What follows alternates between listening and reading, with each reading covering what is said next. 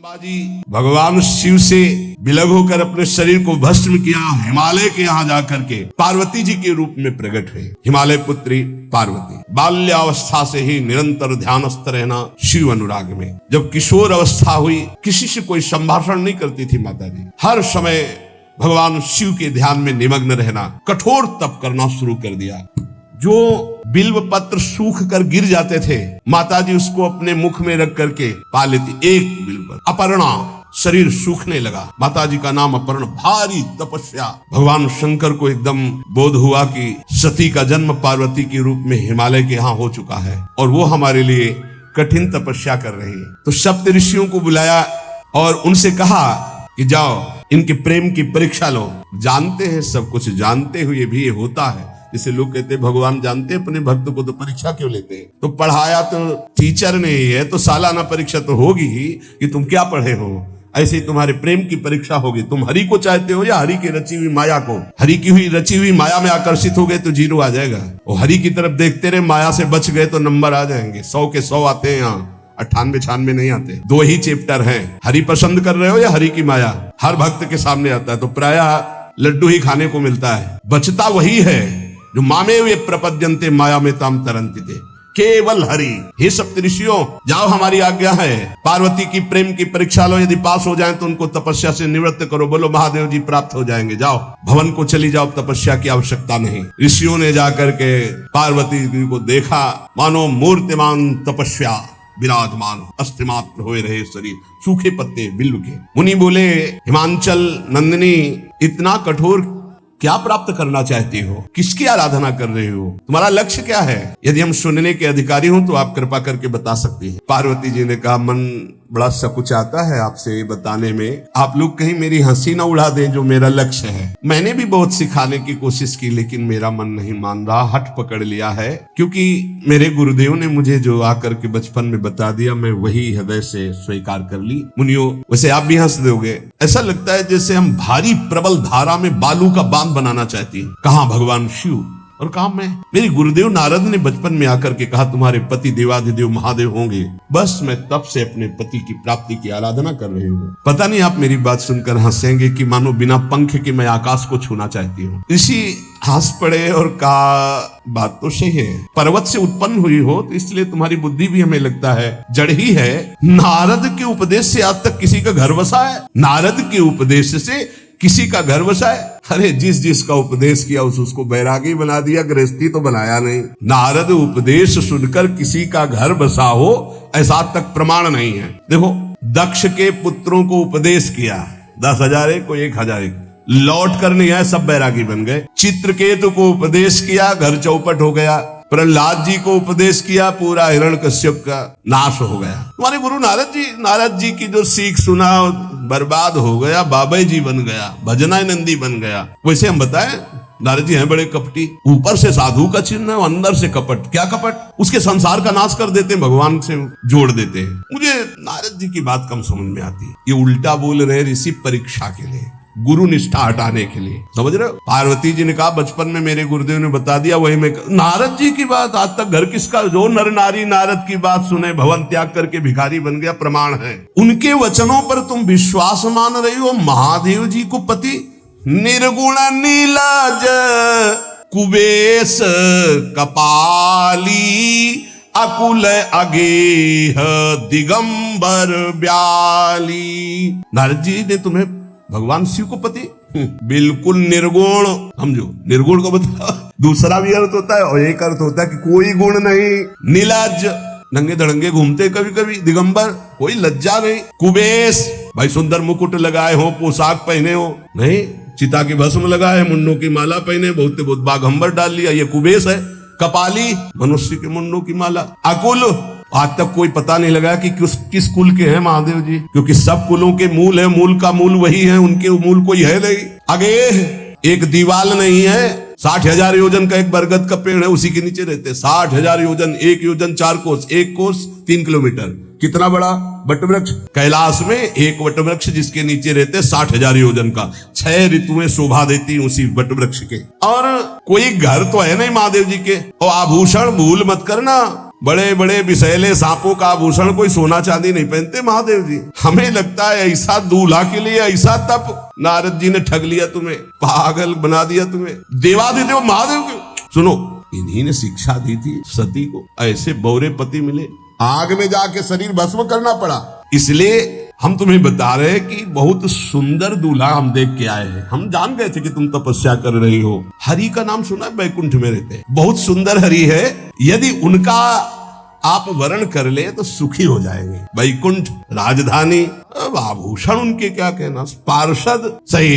ऐसे शिव जो चिता की राख लगाते हैं, सांपों की माला पहनते, मुंडों की माला, सांप का जनेऊ, बाघंबद, हमें तो पसंद नहीं आए। और हमारी बात मान लो, ऐसे के पास स्त्रियां टिक नहीं सकती, जिनके घर नहीं, आभूषण नहीं, धन नहीं, कोई भोग सामग्री नहीं, उदासीन, उनको किसी से मतलब नहीं। तो सुनो, हमारा विचार स्वीकार कर लो। बहुत सुंदर त्रिभुवनपति, बड़े सुशील गुणवान, जिनका यश वेद गाते गाते अघाते नहीं है, कोई दोष नहीं, सद्गुणों के समुद्र, लक्ष्मीपति, वैकुंठाधिपति। तुम्हें कुछ नहीं करना, हाँ बोलो, वो आएंगे, गरुड़ पे बैठाल के ले जाएंगे, तपस्या करने की जरूरत नहीं। पार्वती जी बहुत हंसी, सुनति बिहसी कहा वचन भगवान। अच्छा अच्छा अच्छा, आपने ठीक कहा कि पर्वत से हमारा प्रादुर्भाव हुआ है, इसलिए आपको ये भी पता होगा कि पर्वत बहुत हठीला होता है, जहाँ डटा है वहीं डटा रह सकता है। सुनो, पर्वत से सोना भी उत्पन्न होता है, जो आग में जलाने पर भी अपना तेज बढ़ाता है, घटाता नहीं। तुम मेरे गुरुदेव के प्रति ऐसा बोले कि वो जिसको उपदेश करते हुए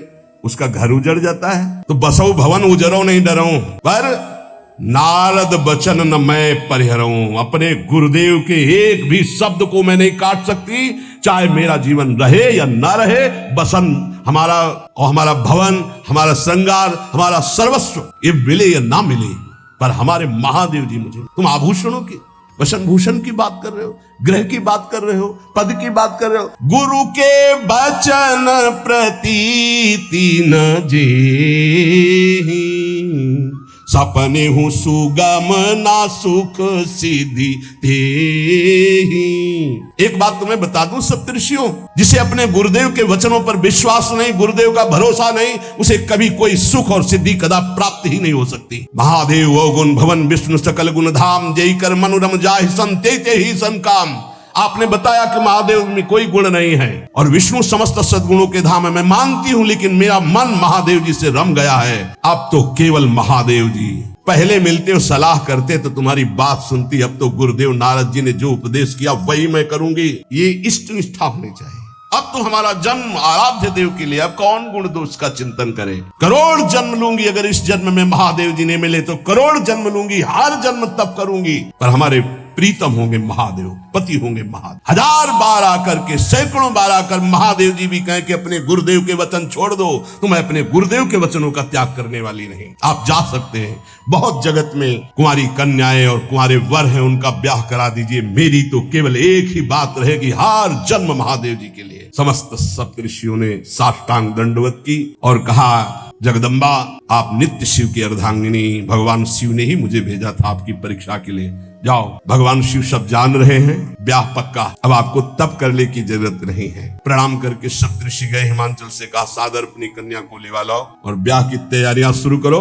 महादेव जी ब्याह के लिए पहले से ही राजी हैं और समस्त देवता ब्रह्मा जी आदि उनके पास जा रहे हैं प्रार्थना करने के लिए। इधर जब पार्वती जी को लेकर हिमालय अपने घर पे आते हैं, तब भगवान विष्णु, समस्त देवता, ब्रह्मा जी कैलाश पहुंचे, जहां भगवान शिव विराजमान थे। सबने स्तवन किया और कहा, प्रभु भगवान विष्णु, ब्रह्मा जी, समस्त देवताओं ने कहा, प्रभु हम सबके मन में एक उत्साह है, आप दूल्हा हो, हम सब बराती हो, आपका विवाह देखना चाहते हैं। प्रभु ये उत्सव देख ले तो हमारा जीवन सार्थक हो गया, आप हाँ बोलो। कामदेव के मद को चूर करने वाले आपको दूल्हा रूप में देखना चाहते हैं हम सब। स्वामी का स्वभाव होता है सेवक को सुख देना। पार्वती जी ने अपार तप किया है आपके लिए, आप उनको अंगीकार कीजिए। भगवान विष्णु, ब्रह्मा जी की प्रार्थना सुन करके भगवान शिव जी ने कहा, तथास्तु, ठीक है ब्याह पक्का। देवताओं ने नगाड़े बजाए, फूलों की वर्षा होने लगी, देवाधिदेव महादेव की जय के नारे कैलाश में गूंजने लगे। सप्तऋषि भगवान शिव के पास आए, कहा प्रभु बड़ी अनन्य है पार्वती जी, आप अखंड प्रेम है, हमने बड़ा छल करके उपदेश किया, लेकिन उन्होंने कहा कि मैं नारद जी का उपदेश नहीं त्याग सकती, करोड़ों जन्म लूंगी और हर जन्म महादेव जी के लिए। भगवान शिव जी की आंतरिक वृत्ति जो पार्वती जी की प्रीति की है उसे कोई नहीं जानता, बहुत विरह में रहे। ऐसा न समझे कि देवाधिदेव महादेव जी परम उदासीन है, नहीं, सती जी के वियोग में बड़ी विचित्र दशा महादेव जी की हुई थी। सप्तऋषि फिर गए पार्वती जी के पास और कहा भी बीच में घटना घट गई, कामदेव गया था महादेव जी की समाधि को भंग किया तो महादेव जी ने कामदेव को भस्म कर दिया, तो अब ब्याह का मतलब क्या रह गया। भवानी ने कहा तो तुम क्या अभी तक भगवान शिव को काम युक्त देखते थे क्या तुम समझते हो तुम्हारे जान काम अब जा रहा, अरे अब लग शंभु रहे सभी कारा, तुम्हारी नजर में अभी तक भगवान भिखारी थे और अब काम को भस्म किया है। अरे हमने भगवान शिव की आराधना की, हमरे जानी सदा शिव जोगी अज अनवद्य अकामो अभोगी। मैंने तो शिव को सदा ही योग संपन्न ब्रह्मबोध देखा है, वचन और कर्म से मन से मैंने यदि भगवान शिव को अपना स्वामी माना है, योगी अजन्मा अनिंद्य काम रहित भोगहीन, तो निश्चित मुझे प्राप्त होंगे। भगवान शिव के पास फिर सप्तऋषि गए, बोले प्रभु गजब की निष्ठा है, केवल आपके प्रति प्रेम है। ब्रह्मा जी ने लगन रची, सप्तऋषियों को बुलाया और कहा ब्याह दोनों तरफ, ये लड़की पक्ष की लगन, ये वर पक्ष की लगन। ब्याह तय हो गया, दिन नक्षत्र घड़ी, नगाड़े बजने लगे, देवताओं के लिए सुमन वृष्टि हुई।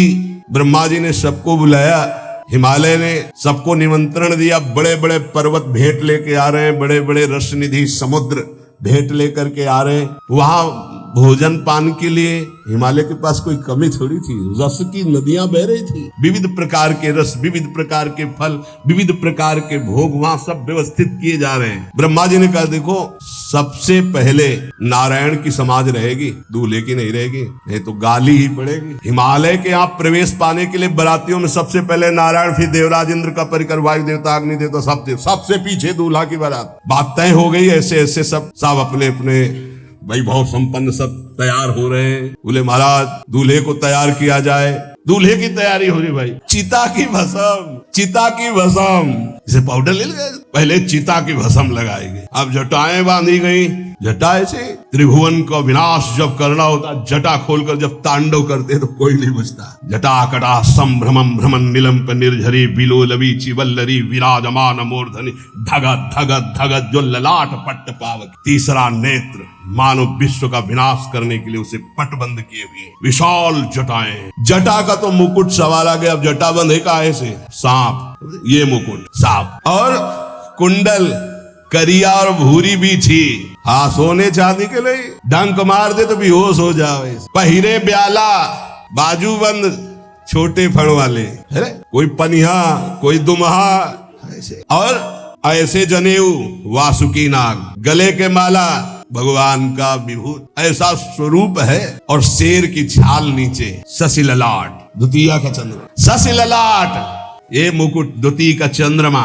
सुंदर सिर गंगा, भगवती गंगा फवारे ले उठते जटा के बीच से गंगा जी। नयन तीन, माथे वाला बंद है, दो खुले हैं। उपवीत भुजंगा, जनेऊ वासुकी नाग, गरल कंठ नीलकंठ विष यहाँ रोके हुए, और मुंडों की माला, हाथ में त्रिशूल, डमरू बंधा हुआ, नंदकेश्वर पे सवार। बोले ऐसे दूल्हा के लिए दुल्हन तो त्रिभुवन में नहीं मिलेगी, ऐसा दुल्हन का मिलेगी। अच्छा दूल्हा सज गया, ब्रह्मा जी ने देखा, बोले महाराज आगे आपकी सवारी। नारायण भगवान उनके चतुर्भुज पार्षद है, शोभा सुगंध सौरभ आगे गरुड़ पे सवार, पीछे हंस पे सवार ब्रह्मा जी अपना परिकर, देवराज इंद्र, भगवान विष्णु जी दूल्हे की तरफ देखे, बोले महाराज विष्णु कहा अस बिहस तब बोल सकल दिशराज, बिलग बिलग होई चलो सब निज निज सहित समाज। कोई भी दूल्हे के पास मत फटको, पीछे रहने तो सब अलग अलग समाज चलो, नहीं पानी नहीं मिलेगा हिमालय के अगर आगे ये हुई तो। अब तो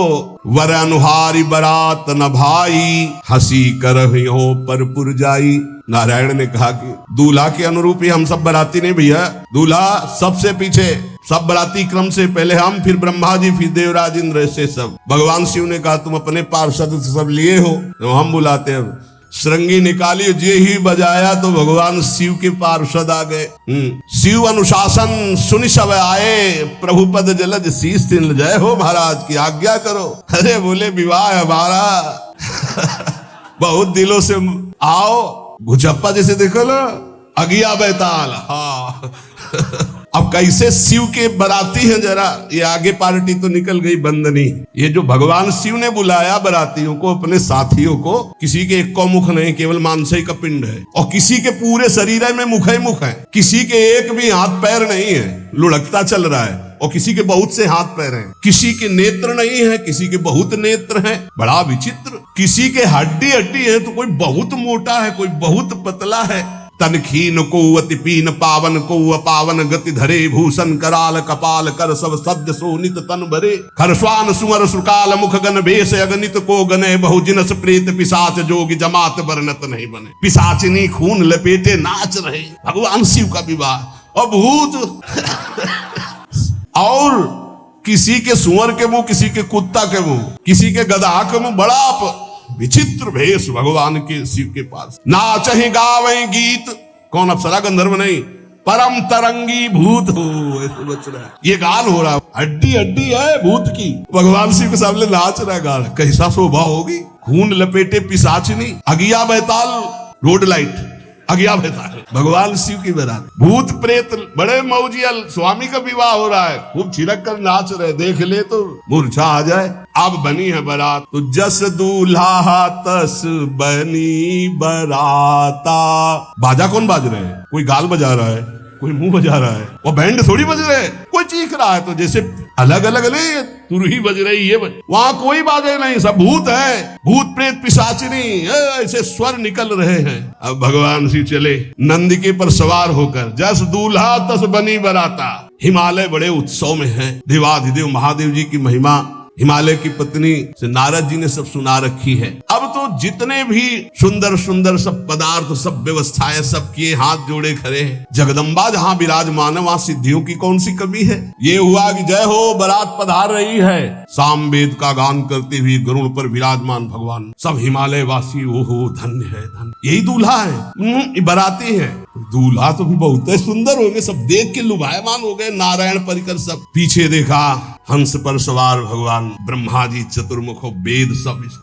दूल्हा पीछे, गांव के नगर के लोग है ना, ये दूल्हा नहीं, सयाने लोग कहते हैं दूल्हा, दूल्हा तो ये तो ब्रह्मा जी है, देवराज इंद्र, ये दूल्हा नहीं, ये दूल्हा नहीं, ये दूल्हे की बाराती है। गजब, इतने सुंदर दूल्हे के बाराती, तो दूल्हा तो फिर बहुत हृदय में आनंद है, उत्साह है। नगर की बालक बालिकाओं, नौबधुओं को ऐसे देख रहे, दूल्हा कौन है ऊपर से। जब सब निकल गए तो बहुत हृदय में आनंद था कि अब दूल्हा के दर्शन होंगे।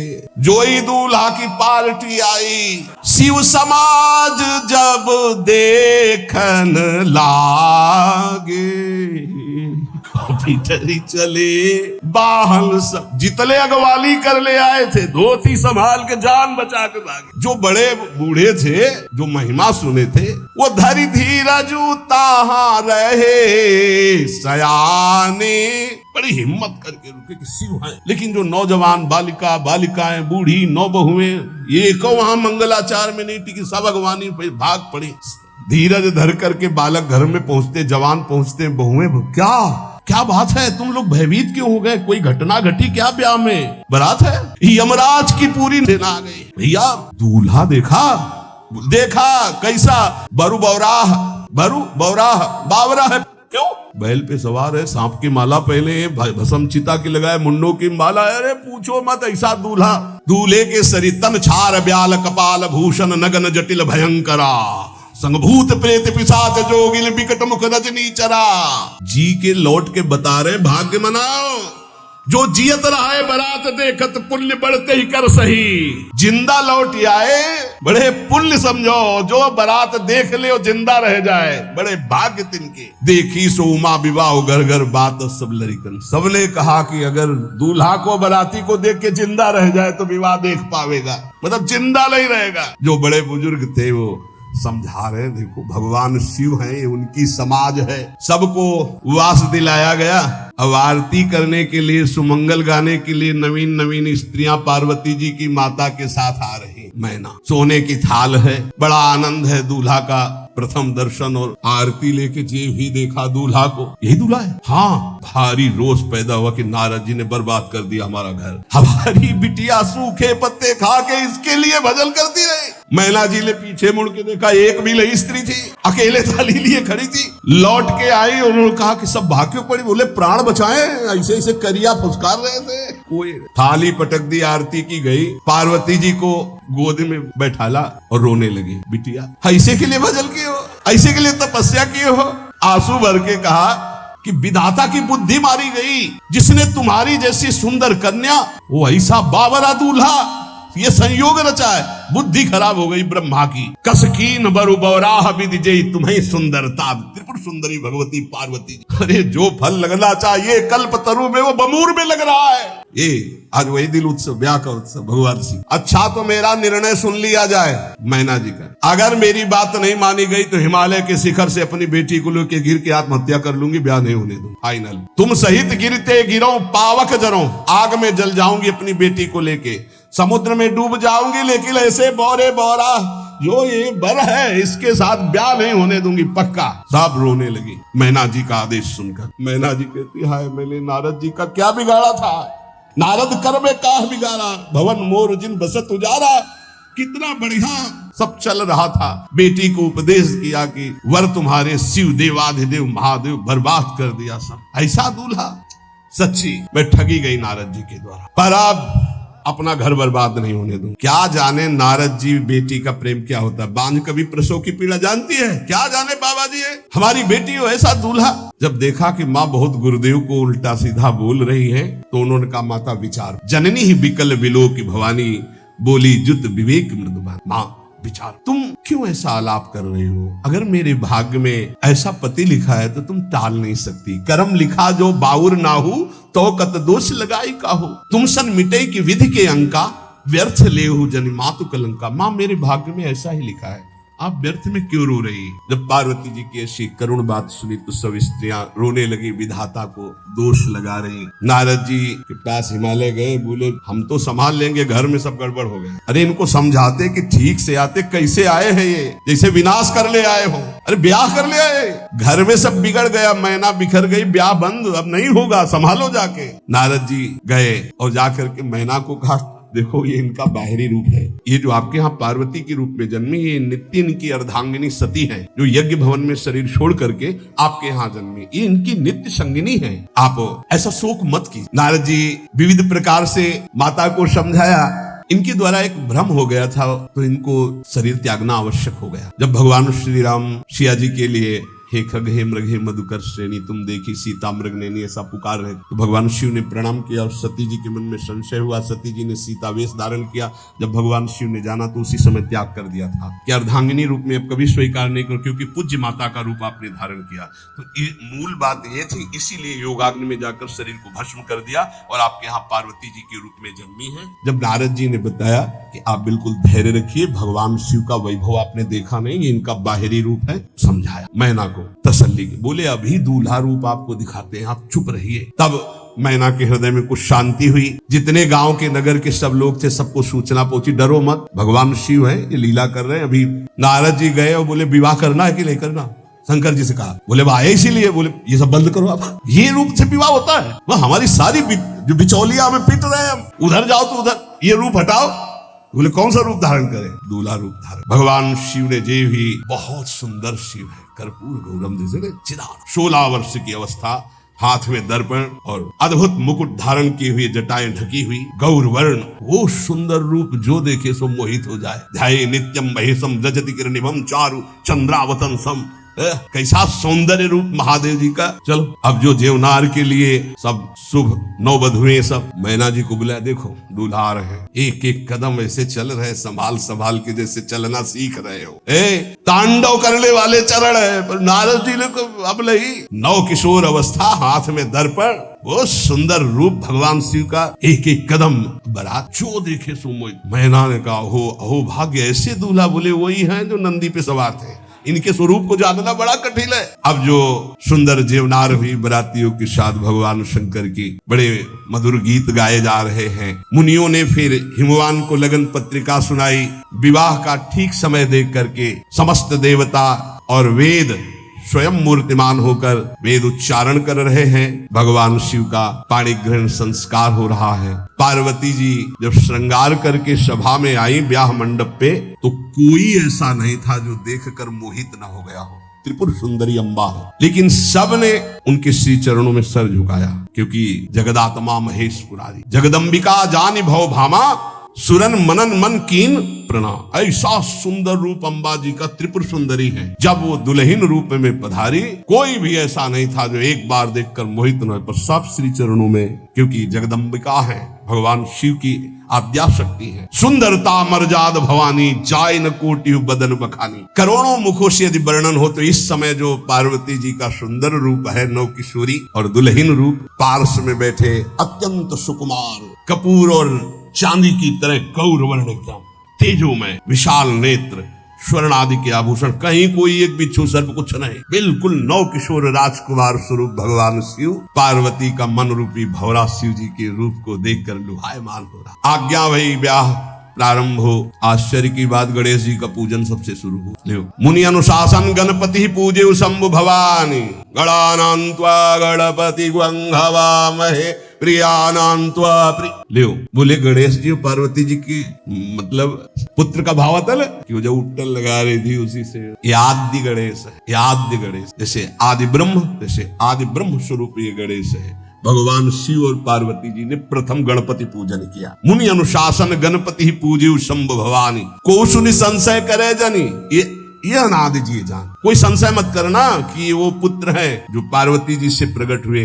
बोले नहीं, ये अनादि गणपति का पूजन हो रहा है, जो ब्रह्म गणपति। जस विवाह कै विधि श्रुति गाई, महामुनिन सो सब करवाई। गही गिरीश कुश कन्या पानी, भवई समर्पी जानी भवानी।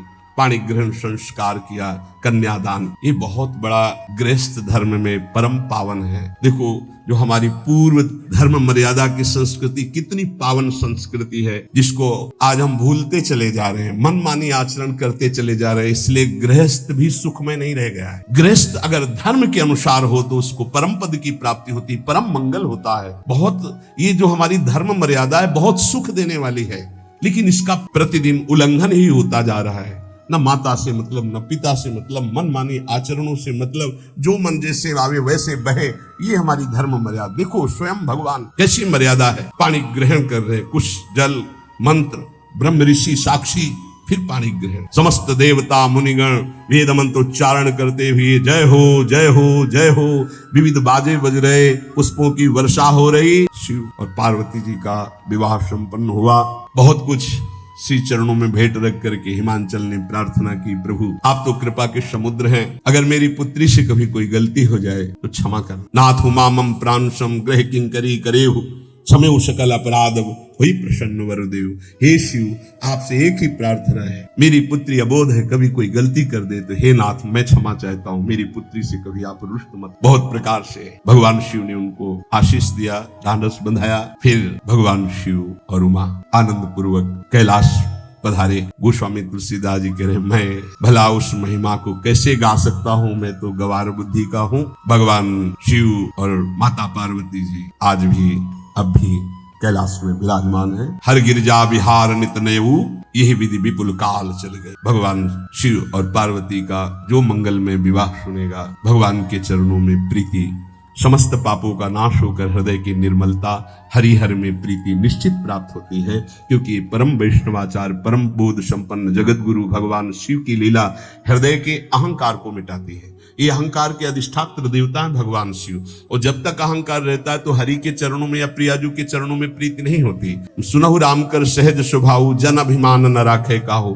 तो भगवान शिव जिस पर कृपा करते तो अहंकार का अपहरण कर लेते हैं और दैन्य भरी भक्ति हरि के चरणों में हो जाती है। इसीलिए भगवान श्री राम अपनी अयोध्या वासियों से हाथ जोड़कर कहा, और एक गुप्त मत सबई कहो कर जोरी, शंकर भजन बिना नर भगति न पावे मोरी। भगवान शिव और पार्वती का ब्याह संपन्न हुआ, आज भी कैलाश में नित्य विहार करते हुए विराजमान है। ऐसे उनके चरणों को प्रणाम करके अपने आराध्य देव के चरणों में प्रीति मांगते हैं। अगर आपको यह वीडियो अच्छी लगी है तो वीडियो को लाइक करें, कमेंट करें और चैनल को सब्सक्राइब जरूर करें। और मैं आपको मिलता हूं कल एक और नए वीडियो के साथ। राधे राधे।